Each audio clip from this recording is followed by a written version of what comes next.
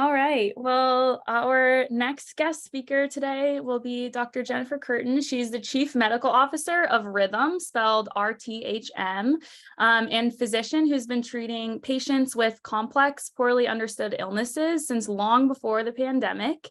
So thank you so much, Dr. Curtin, for joining us today. I'm so appreciative that you're spending your time and sharing your wisdom with us. Of course, happy to be here. Thanks so much for inviting me. Of course. Well, I would love for you to briefly introduce yourself to the audience, maybe mentioning where you're from, and what led you to become a physician. Yeah, so I guess I'm born and raised in California, and I was born in NorCal, ended up growing up in Southern California, and then ultimately making my way back to the Bay Area. And what prompted me to become a clinician, so initially I wanted to do research. And as I was working in research, that really wanted to do research that translated over into things that could help people with illnesses. And so I was doing research, and then I remember we presented this research that we'd worked so hard on, and the surgeon in the audience was like, I mean, that's cool and all, but I really need to know this, so I know if I put my stitches through this material, it won't just rip. And it was like, oh, wow, all that work. And we just didn't really think about the clinical, how it would really be used clinically.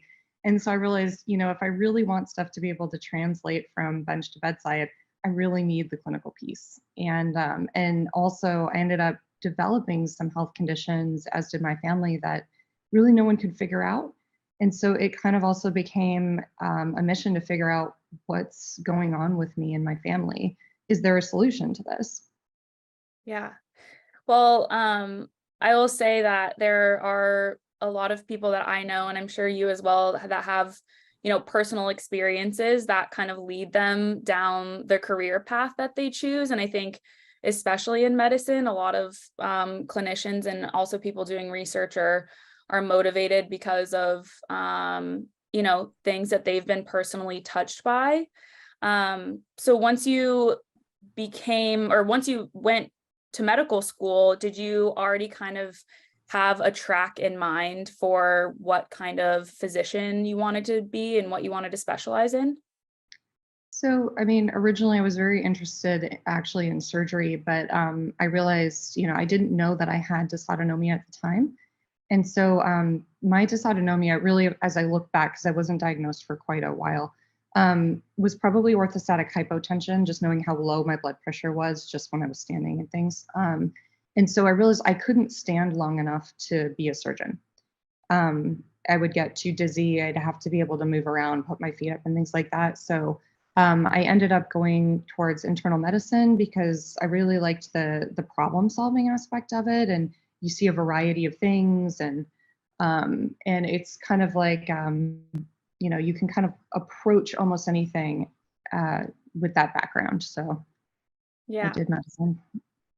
So thank you for opening up about your own experience. How was navigating medical school with the physical and health challenges you were experiencing?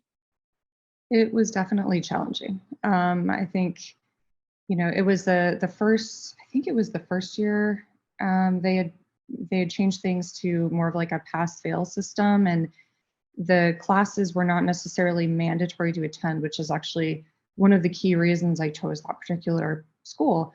And because I had to be able to lie down so often.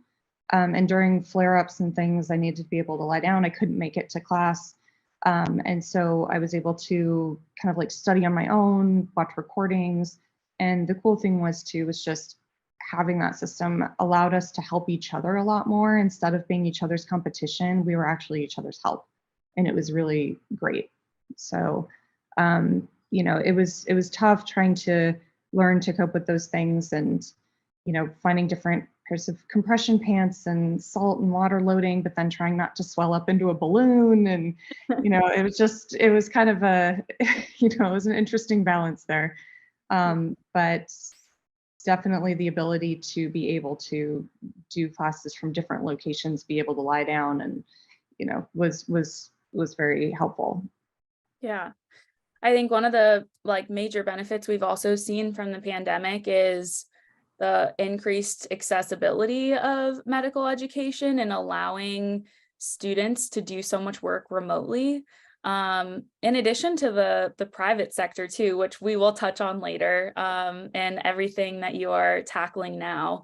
But I've been very appreciative of that as well, because, sitting in a classroom from, for at least 8 hours during the day is not necessarily the best way for me to be spending my time, at least because of the consequences. So Yes, no, definitely. I mean, it's hard for anyone, right? It's just not healthy to sit that long without being able to get up and move around.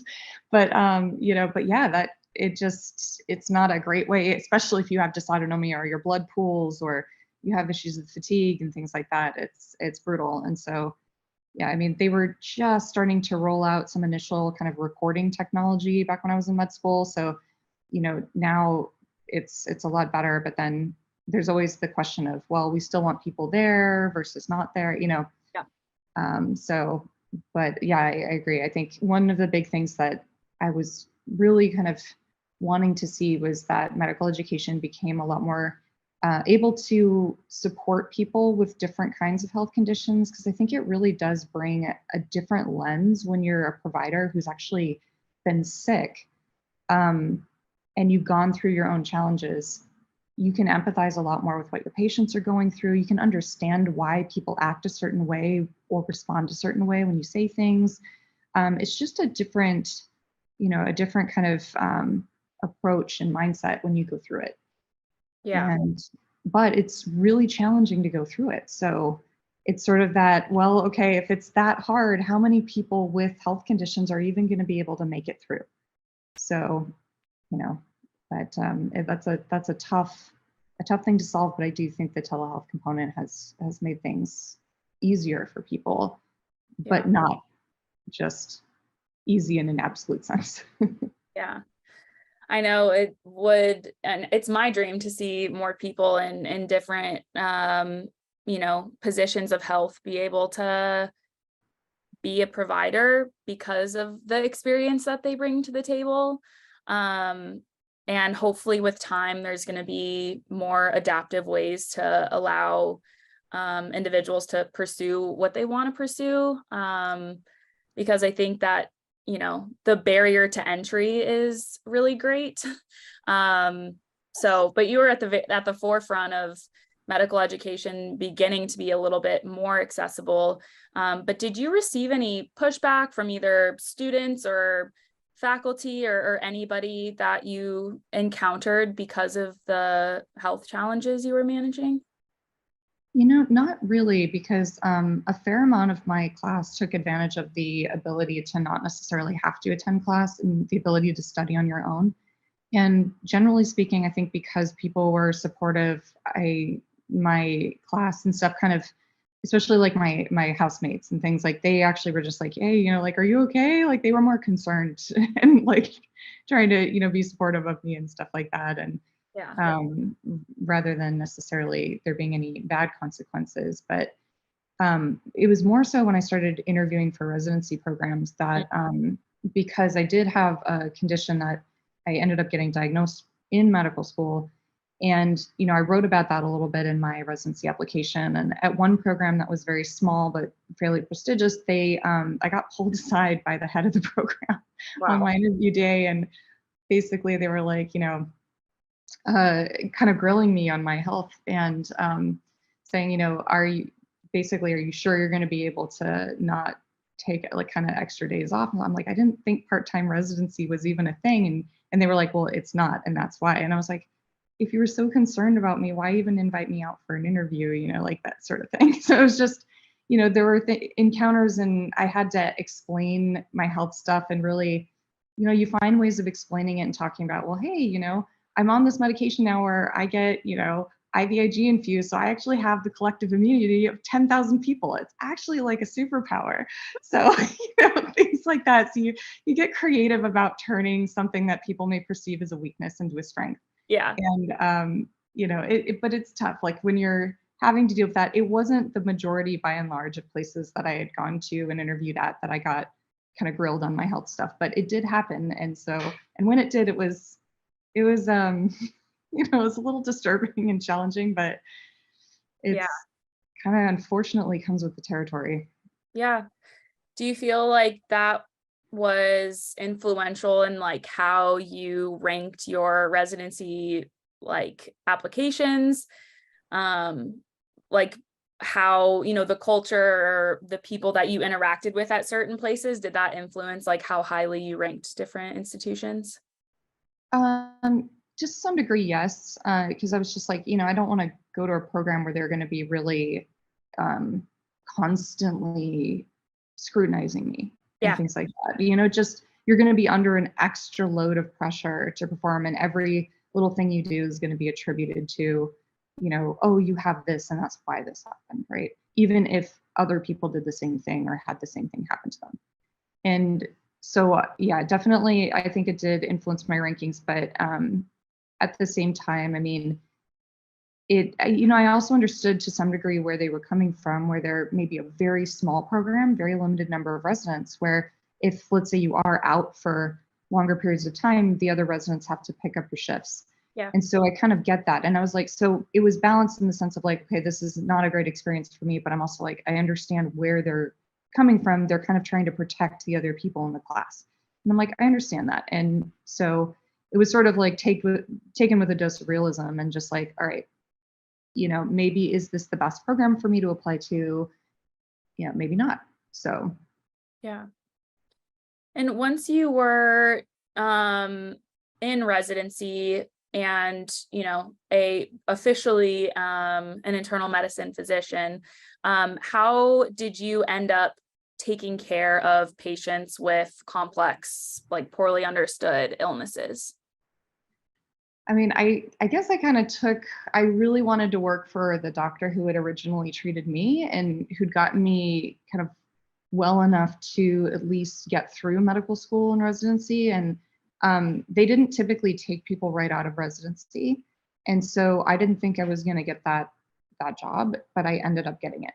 And Wow. so, yeah, so I ended up just diving right in, and that was the type of patient that they saw.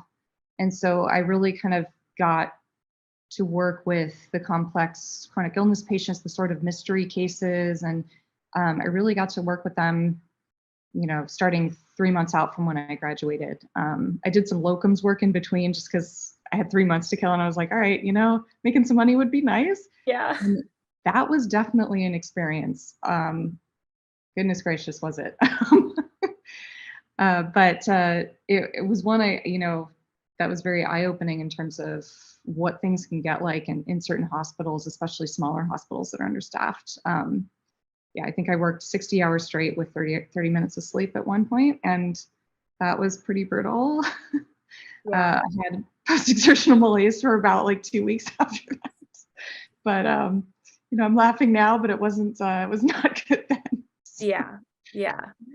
So Luckily some of those laws have changed a little bit, but they still definitely push the boundaries of what's healthy for sure, especially now that we know like how important sleep is and the problems that arise when you have a lack of it. So yeah, medicine still has, you know, some improving to do in terms of you know, how they structure the workflow. So yes. and you dove right into treating patients at a clinic that you were once a patient at, and maybe still a patient at, I'm not sure, but how do you think that your personal experience with, you know, these illnesses, can you share some examples of how they impacted your patient care and your perspective on the patient care? Yeah, so I think, I mean, honestly, it is as tough as it is to be kind of like on walking both sides of that fence. It really does give you. I was getting worked up for things my entire medical school and my entire residency. So I was walking through the tract as both a provider and a patient.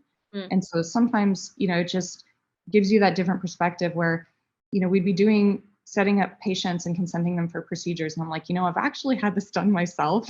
This is what it feels like. And, this is the experience and blah, blah, blah. And so you're able to kind of explain to people in a more, personalized way of just like, hey, I went through this too. And, it sounds really scary. It's actually not that bad. Here's what it's going to be like. Here's the scariest part, this kind of stuff. And people really kind of respond to that. And I think, treating the patients with a complex illness, I'm like, yeah, I know what it's like to be in your shoes. I'm still in them. I'm still working through this. It's a journey and I'm going to walk with you in it. Like it's a team effort. And, if you bring something to me that you found that's exciting and you want to look into, I'll look at it. I'll read it. This is basically, this is an investigation and something that I'm learning, you're learning, we're going to do this together. And so going through my own journey, I was also able to, it kind of sounds weird, but almost like test a lot of things on myself and see kind of like what was working for me, knowing full well that not everything that's going to impact me is going to be the right fit for somebody else. But it does allow you to also figure out, hey, is this imaging order written correctly? I'm going to go, I have to get it done anyway for myself. Let's make sure that there were no kinks or anything before I go and then send somebody with say more limited energy to go get that same scan and then have it be done wrong and et cetera. So, it really kind of pushes you in a different way to explore and connect with people and say, hey, you know what, this new theory, let me dive into that and rabbit hole into that and figure out, hey, could this apply here? Should I be looking for this? How do I test for it? It keeps that that kind of investigative curiosity going really strongly. Yeah.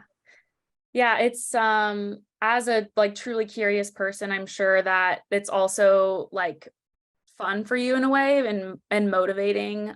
There's gonna be, things that we're always gonna be needing to learn to help this patient population, but your patients, I'm sure, like it's a very unique experience to have a physician that, is willing to accept recommendations on research articles and, testing things out. And so I think this is like the perfect transition to talking about rhythm and the philosophy there. I have so many questions about this, but we can first start with like, how did rhythm come to be? And like the philosophy behind, starting this company. Yeah, so rhythm really, I was, one of the things treating this patient population and going through these illnesses myself was the ability to try and figure out, okay, what works for whom? What treatments work for whom? We know that there are treatments that can help people, but there are so many treatments to choose from actually across the spectrum of things like, dysautonomia, ME/CFS, mast cell disorders, also like connective tissue disorders, lipedema, so many things that overlap. And it was really tough as a practitioner sitting there going, okay, I actually have a lot of things I can choose from, but what do I choose for this particular person sitting in front of me that's going to give them the highest likelihood of benefit and the least likelihood of side effects? And the tough part was, and I asked other providers who'd been doing this longer than I had, were you able to ever really kind of develop an intuition or a sense when someone joined your practice and was sitting in front of you that they would be a responder to a particular treatment? And all of them by and large said no. In other areas of medicine, you kind of start to develop a little bit of a sense, but not here. And that was something where I said, this is where, basically having a computer do some of the analysis here would really augment and help humans, because it's hard to think of so many possible combinations and look at all of the tiny factors that may have made a treatment or combination of treatments really be the life-changing thing for a particular person, but then not work at all for someone else with almost the exact same symptom profile. And so it was like, I really, really, really wanted to understand better what are the underlying factors, because we know the pathophysiology does overlap. So there must be some connection and some pattern there physiologically, and we just haven't discovered it, and it's a pattern that's too complex for a human to understand. So can we get computers to help us? And with more and more people having smartphones, wearable devices, being able to do things remotely, and with the advent of just, better and better app technology and things like that, could we collect the data we needed to really understand, like throughout someone's treatment, and start to really know why certain treatments were working the best for some people and not others? So we could get people to that best possible combo for them without having to cycle through and try and fail like so many treatments before they got there. And that was one of the big things that drove kind of like going towards rhythm, but also the pandemic. A lot of these conditions get triggered by an infection as their original onset. That's true for a good chunk of cases, almost like 80% of cases with ME/CFS, sometimes up to like 40 to 50% of cases for dysautonomia POTS. And when the pandemic hit, it was just, everyone in this kind of community who understands that a lot of these things come out after infections were just really worried about what's going to happen when so many people now develop these conditions, maybe for the first time. And already it's hard to get a diagnosis for some of these. It's hard to find someone who can treat you, even before the pandemic. So I really wanted to be able to expand and scale that kind of care, but to really build in that aspect of how can we just make the care better overall by learning from the data, collecting that data well, so that we can actually expand the knowledge, scale the clinicians, train more of them, train them well, and then use that data to really get some good, solid answers about why things help some people and not others. Yeah. So that's really kind of working. Yeah, and it's the investment on the front end, making sure that you're trying to get the right information and the right volume of information. And it's, people that are in this business are in it for the long haul. And I think that we are getting closer and closer to answers that will help us move forward. But we appreciate all of the practitioners that are in this space, because I know that it's a really challenging one. And it's not for the faint of heart. And I would love to hear about how you and maybe the other practitioners at Rhythm try to balance the philosophy of seeking the underlying cause of the illnesses, but then also needing to provide timely treatment to suffering patients, especially when this complete understanding is a little bit lacking. Yeah, it's a tough line to walk, and it's something you kind of learn with experience and with treating patients. And one of the things we do also is, so we had all of our providers did a training that I designed with the help of another clinician and input of some researchers and patients and things. And so each of them has done, north of probably 200 hours of training specifically in these areas. And we also meet every single week for at least 4 hours throughout the week, and we all help each other.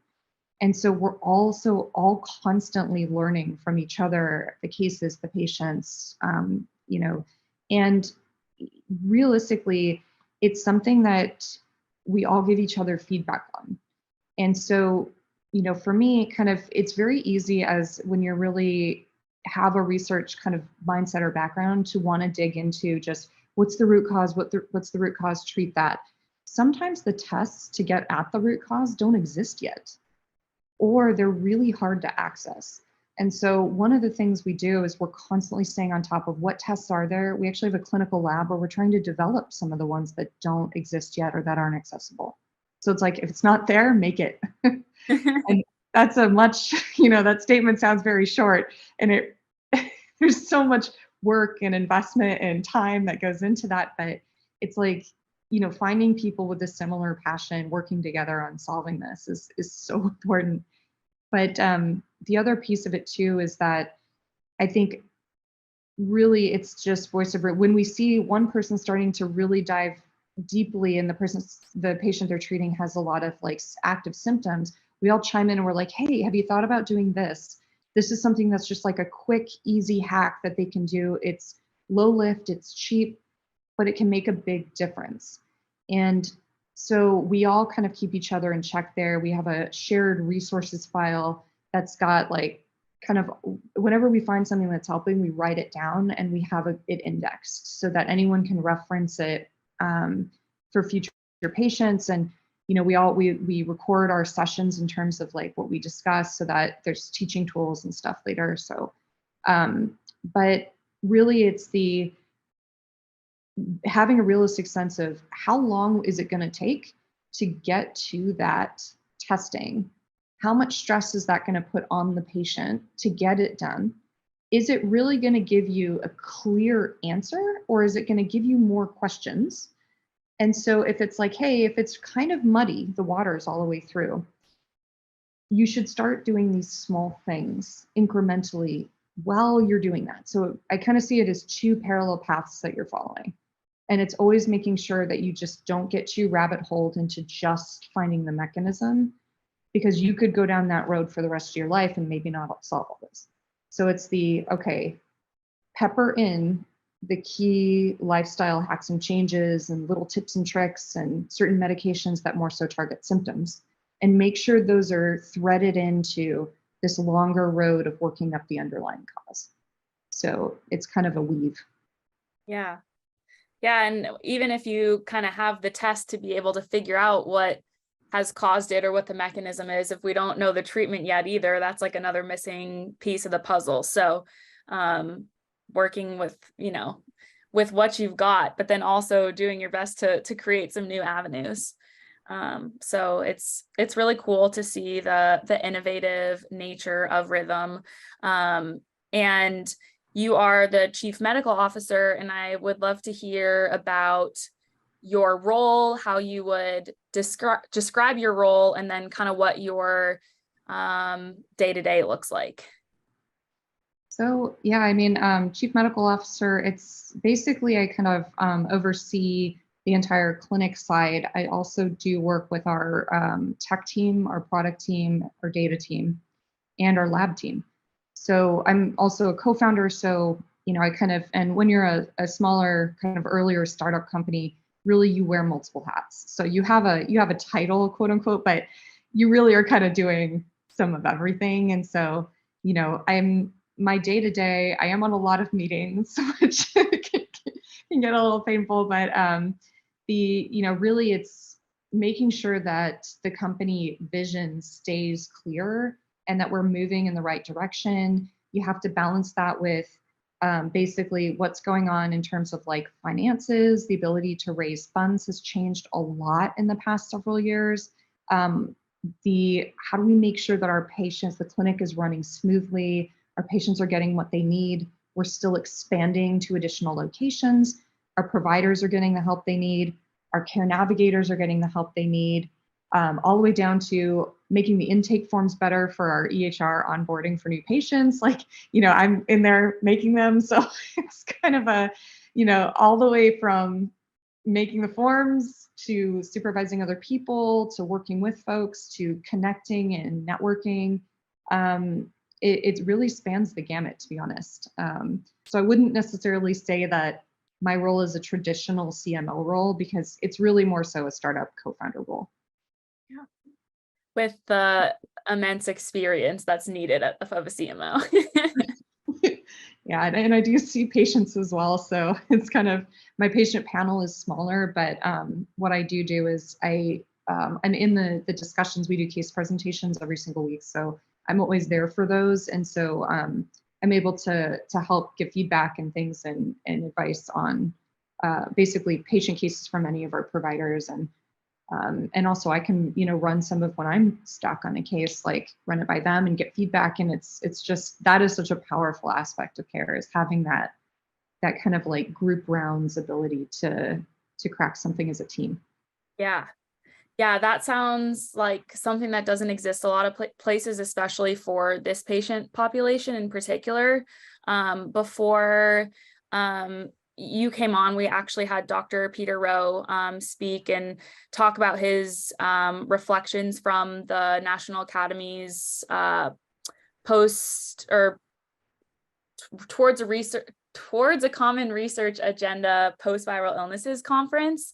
And he was basically saying like a major takeaway was all these people are working in different silos and really just need to be like communicating with each other, because we're going to be so much more effective if we're working together on things instead of trying to address similar questions in parallel, instead of like working as one, cooperative unit. So I can imagine that having that group of providers and having, meeting of the minds every week for that long is super, super helpful in being able to advance care a lot quicker. It is. And, there are things that we can't necessarily do. We don't have the equipment to do or the technology or whatnot. And so it's really also reaching out and just not being afraid to just call people and set or email them and go to conference and just walk up and say hi and form relationships with folks and start to really understand, hey, this person is amazing at this thing. This person can do this. And then you also start to realize, ooh, this would be so cool if they could do this project with this person. They've got technology that overlaps. And if you could connect these two folks and they could do this, maybe there'd be a non-invasive way to be able to do X, Y, or Z that would then be way more accessible to people. And so that part of it is also exciting and fun, the connecting, the networking. And that part, I feel like, as much as it is easier to jump on like a Zoom call or something to connect with people around the country, it also is a little bit different networking in person.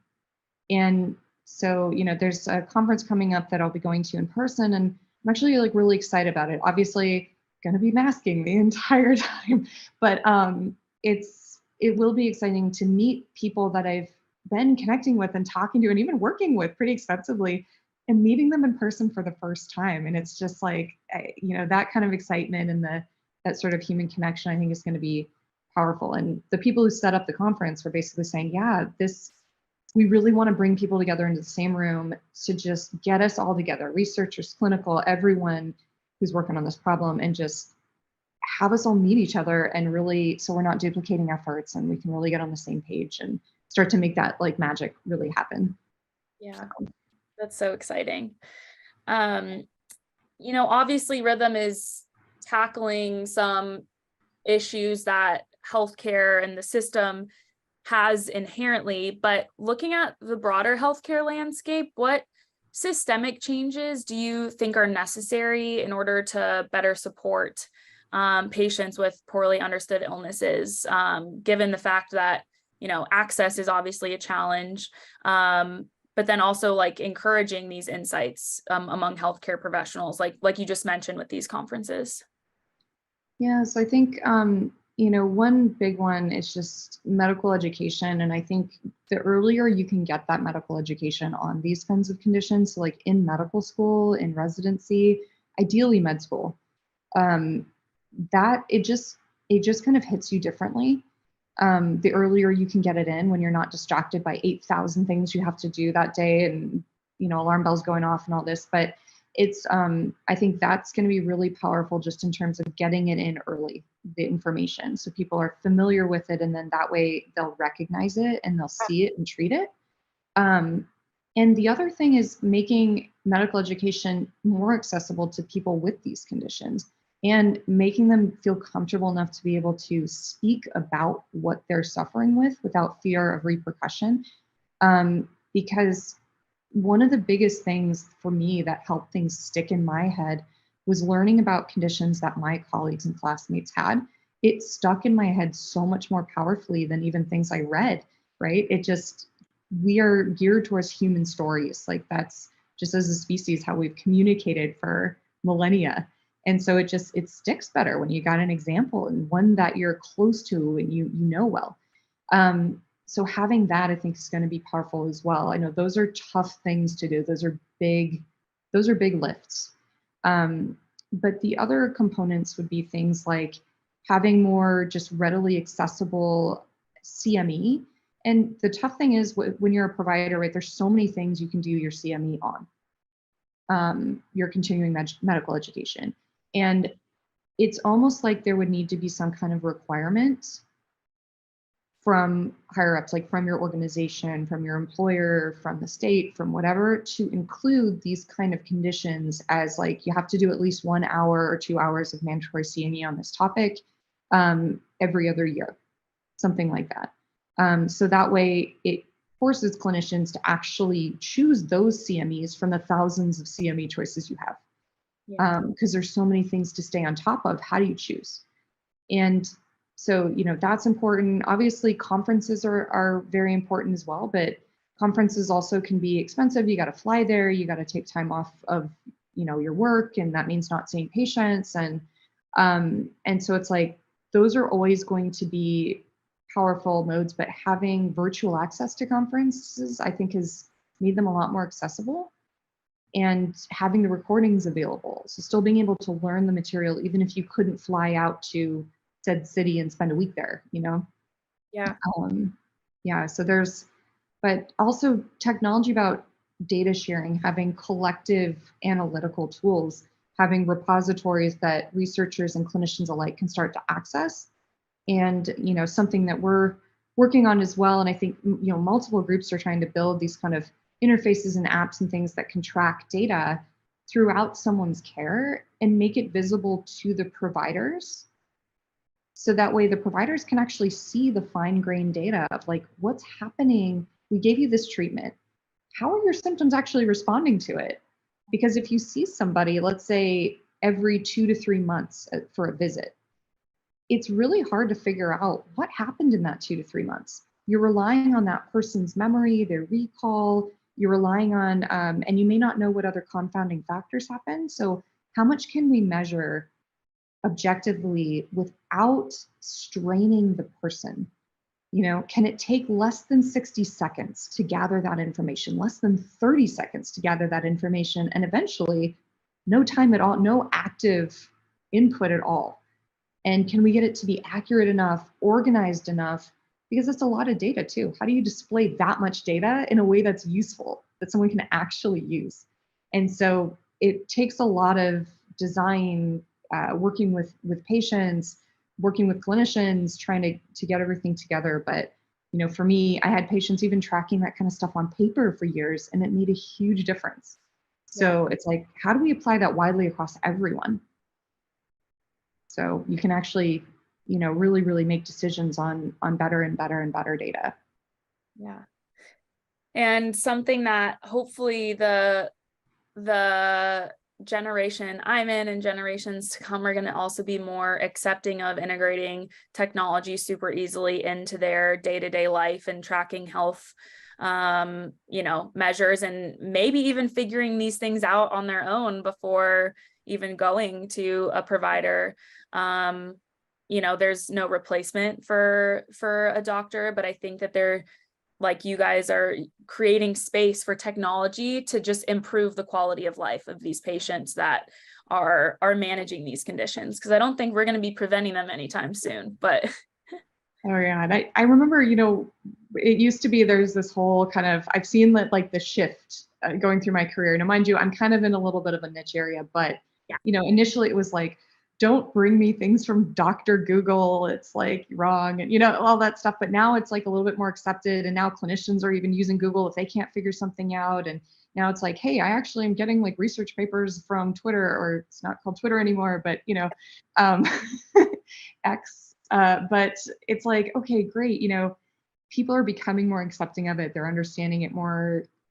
People are using these devices themselves, and I think it's also powerful if you can go to a clinician and you can show them on your phone that your heart rate has, whenever you stood, it was shooting up 30 points because you were using this wearable device, and they're going, oh, whoa, that's really unusual. Let me look into this a little bit more. It really makes it real in a sense that they can actually see. And then the other component too is, let's say you started treatments and you're tracking your symptoms, and you've noticed that every time I happen to be on treatment X, which was really not geared towards any of these symptoms, it was helping them anyway. It's like, notice all of them went down repeatedly. This was something that happened multiple times. And it's like, interesting. Okay, let's look into this a little bit more. Like when you have that data, the clinician can be like, that's interesting and it's repeatable. Let me look into why this might be happening, or, maybe we can try prescribing that for you a little bit more often if it doesn't have major other side effects or interactions. So, and then that's how case reports gets done. And suddenly it's like, hey, this works for this, and then someone reads that and is like, I've got a similar patient. Let me try this. Let's see if it works. And then, oh, it worked for my patient too. But the ideal world would be one where you wouldn't have to rely on a case report randomly popping up in some journal that you may not be subscribed to. It'd be one where there's a central repository of all of this information, and you can just search for it and be like, okay, here's what's ever been used for this. Here's what's good. Here's something, who are my patients most similar to, and what's worked for them, and where do I start? Yeah. Yeah. Definitely something to dream about for the medical field. But I know that you and other groups are also not just dreaming about it, but working towards it, which I truly appreciate, and also so many other people that will undoubtedly benefit from that work.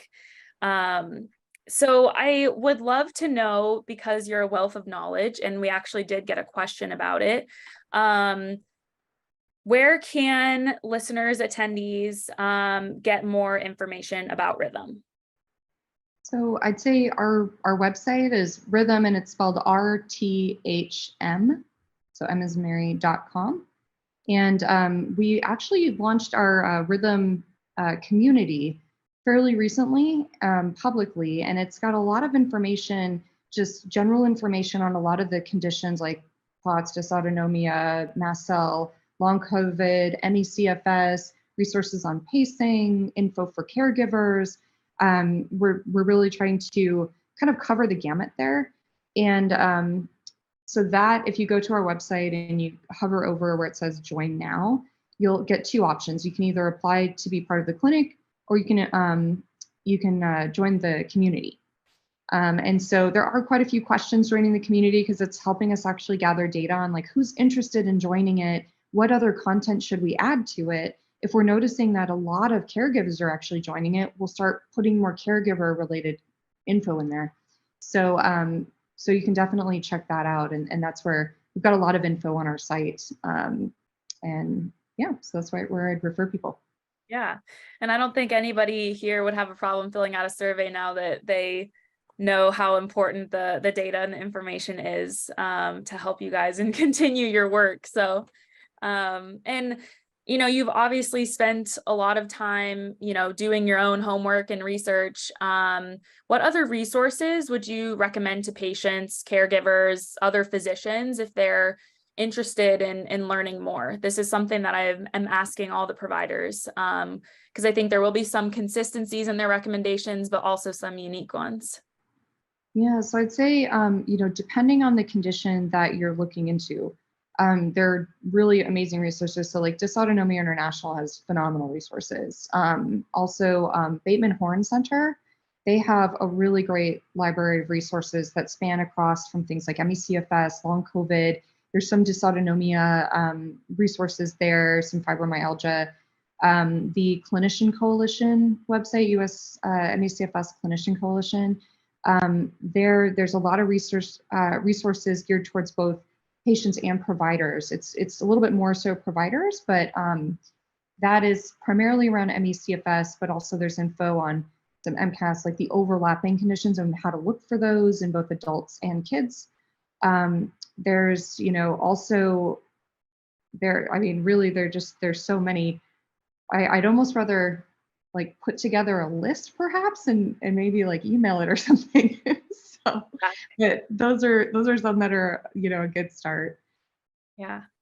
Well, thank you so much for sharing your personal experience and your wisdom with us.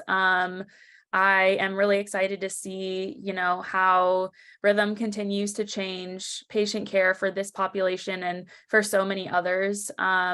And I am just so grateful for your contributions and for all the work that you're doing and for the time that you've spent with us today.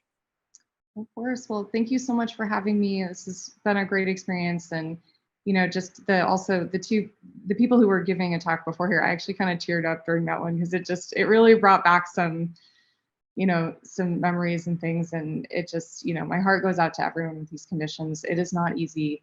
And, just, sending you guys a lot of love and support. And, I know that we're working towards trying to find answers and things that can help. And yeah, I'll try to put together some resources and send them after to share. Thank you. Yeah, I'll be sharing information with the attendees after the conference is over. But yeah, I think as you put it, it brings back a lot of emotion, but is also a continuing source of motivation. I think, at least for me, and there's no replacement for personal experience. And I think that, these conditions are life-changing, and, has provided me a new passion, and something that I never expected to pursue, but am now very, I'm, dedicated for life. So, yeah, and thank you so much for being a source of inspiration to all of us as well, and all the work you're doing. Well, thank you. And I'm just like, humbled and grateful to be able to try and give something back to this community. So. Well, thank you so much, and have a great rest of your weekend. All right, you too. Take care. Take care. Bye.